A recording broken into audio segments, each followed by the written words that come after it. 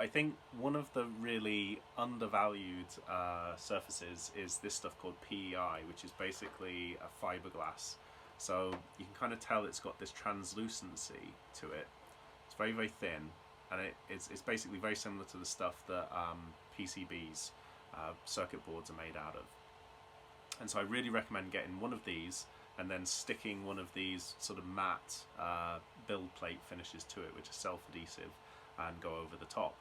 Now the tip, because there are many others available, but I'm particularly using this one, but the tip I would give is ordering 2 or more of these. So I just put a little note that this is for dark colours, and then the one I'm currently printing is for light colours. And it sounds like a trivial thing, but when you're printing things like this, which are white, and you're wanting to have this nice visual face, and then I've previously been printing things like the skunkmobile in the background, which is using a lot of black filament, you get all these little tiny imperfections pick up.